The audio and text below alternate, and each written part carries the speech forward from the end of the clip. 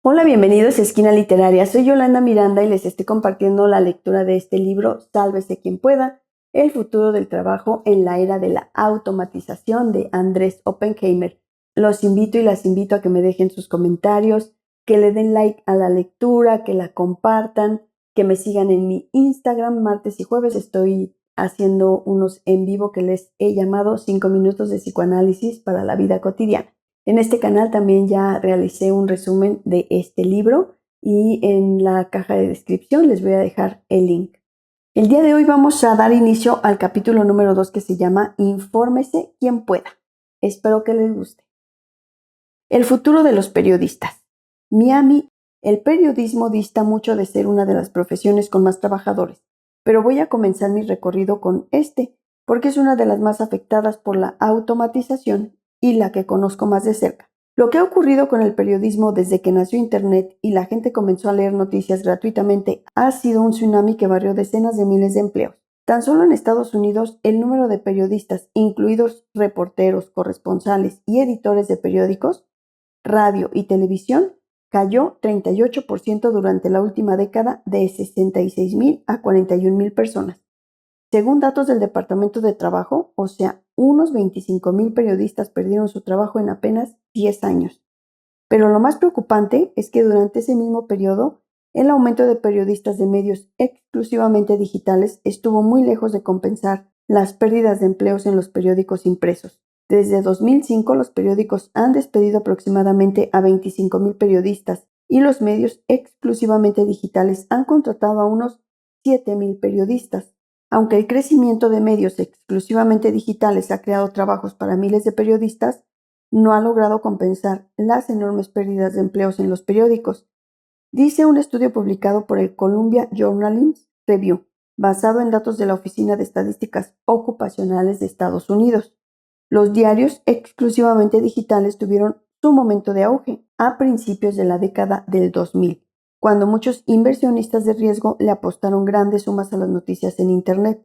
Sin embargo, los periódicos digitales no lograron encontrar la fórmula para monetizar sus grandes audiencias, además de la creciente competencia de plataformas como Twitter, Facebook y otras redes sociales que acaparaban cada vez más los avisos publicitarios y el tiempo de los lectores. Los diarios digitales se encontraron con el problema de que una buena parte de sus lectores estaba repartida en todo el país o en todo el mundo. Muchos de los anunciantes tradicionales, como las tiendas comerciales, supermercados y concesionarias de automóviles, solo estaban interesados en llegar al público local. De poco le sirve a un supermercado en Brooklyn que un diario digital tenga lectores en Corea del Sur. Pasada la novedad de Internet, muchos diarios exclusivamente electrónicos se fueron a la quiebra. Y en 2018, cuando los periódicos y las revistas comenzaban a nivelar sus finanzas, gracias a la difusión de sus noticias a través de Facebook, a 2,000 millones de personas que siguen esa red social en el mundo, les llegó de la noche a la mañana un nuevo mazazo en la cabeza.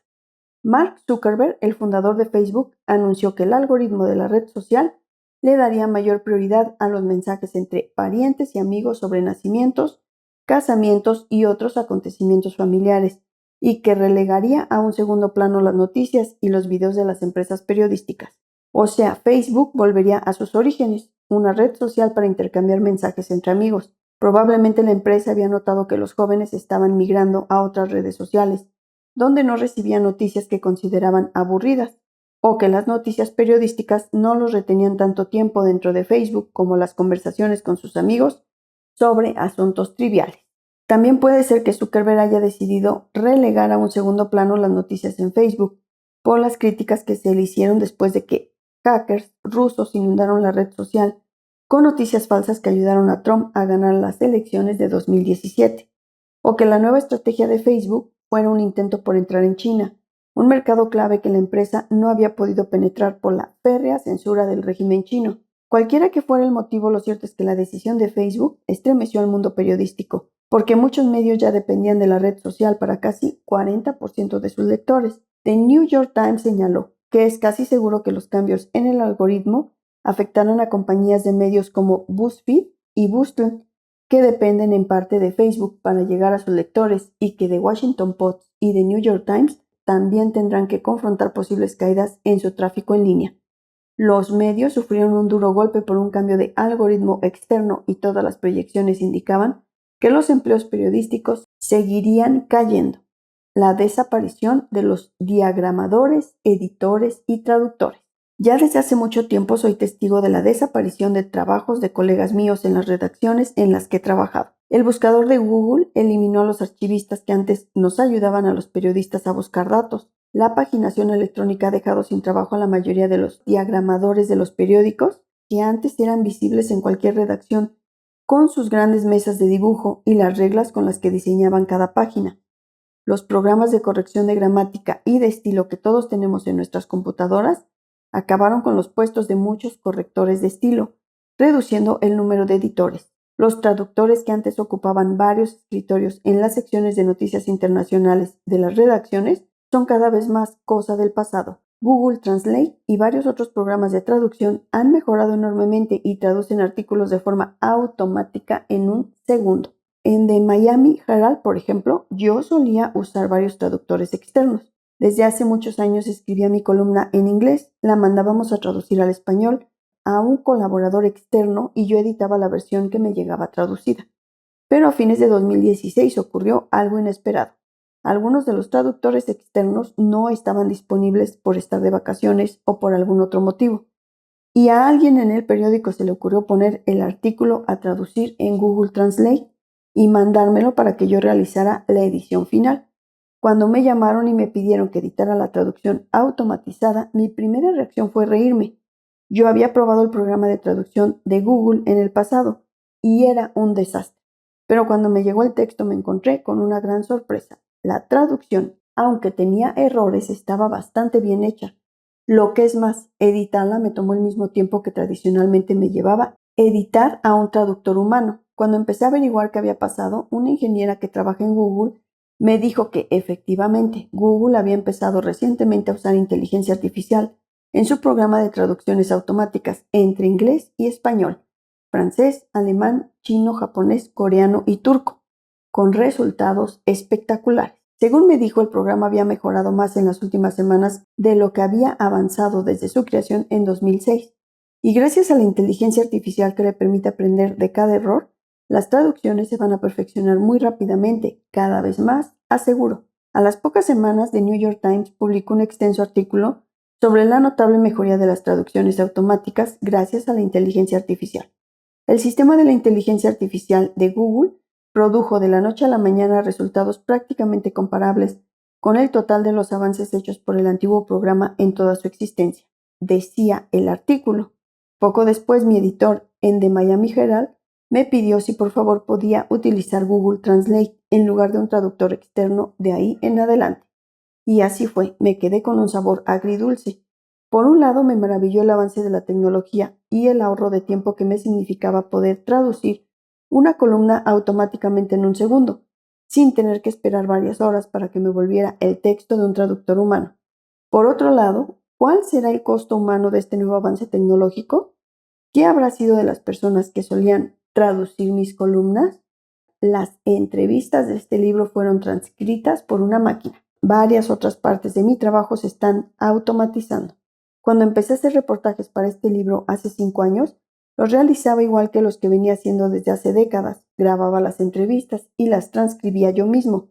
El proceso de transcribir a veces duraba horas y era sumamente tedioso, pero era más rápido y efectivo que contratar a un colaborador externo o pedirle a un pasante que lo hiciera y tener que corregir el texto posteriormente. Sin embargo, en 2016 descubrí los servicios de transcripción en línea con Rev.com, que en su mayoría utilizan traductores independientes en todo el mundo, y comencé a usarlos.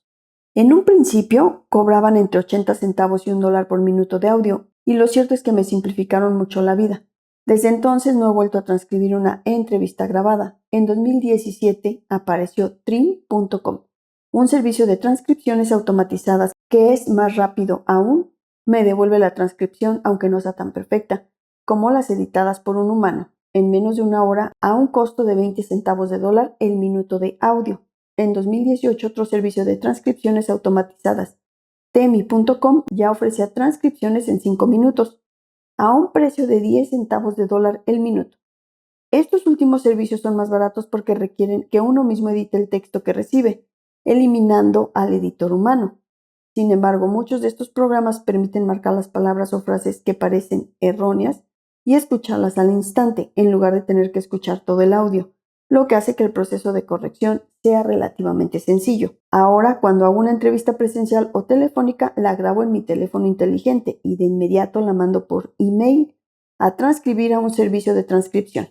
Luego puedo ir al gimnasio o al supermercado y cuando regreso 2 horas después la transcripción ya está en mi buzón de correos electrónicos, lista para usarla. Esto me deja mucho más tiempo libre y concentración para la investigación, hacer otras entrevistas o simplemente hacer ejercicio.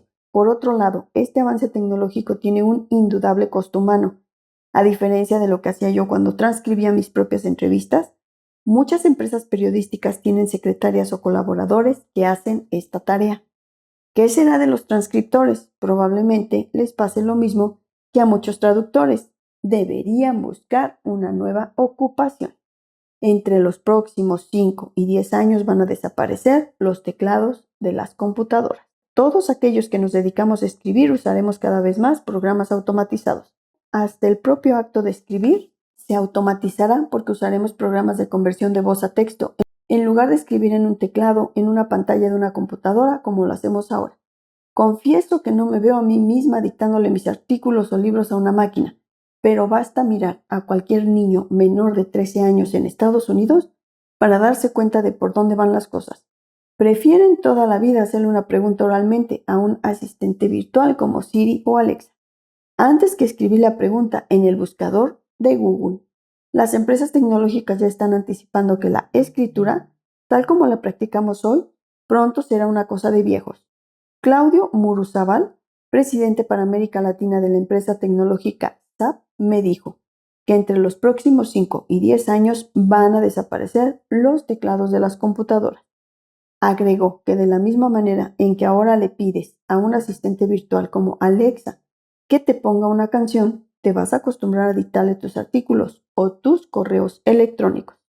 Cuando le conté que, aunque no creo que deje de escribir con un teclado, ya estoy utilizando servicios de transcripción automatizados para transcribir mis entrevistas, me explicó que muy pronto todo ese proceso será mucho más simple. Los diferentes sistemas se van a integrar cada vez más. Ahora tú entrevistas a alguien, grabas la entrevista, la tienes que mandar por email de tu teléfono a tu computadora, de ahí tienes que mandar por email a un servicio de transcripciones, luego de recibir el texto lo mandas a otro sitio web para que lo traduzca, luego a otro para que lo edite. La verdadera revolución va a ser cuando hagas todo esto en un mismo lugar y comunicándote en un lenguaje natural o con una sola herramienta de software integrado. En otras palabras, voy a poder hacer mi entrevista, apretar un botón de mi celular y decirle transcribe, traduce y edita mi entrevista.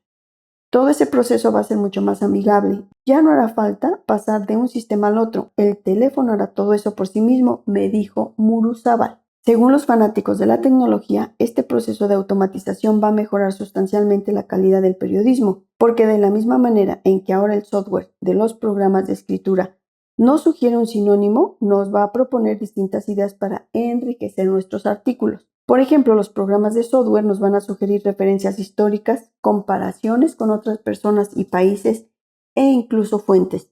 Si estoy escribiendo un artículo sobre el futuro de los teclados de las computadoras, el programa de software tomará nota y de inmediato me pondrá en la pantalla una lista de expertos a los que quizá quiera entrevistar con sus respectivos nombres y direcciones electrónicas. Varias empresas de la tecnología ya están trabajando en el periodismo de aumentación, o sea, usar la realidad aumentada para facilitarnos estas tareas.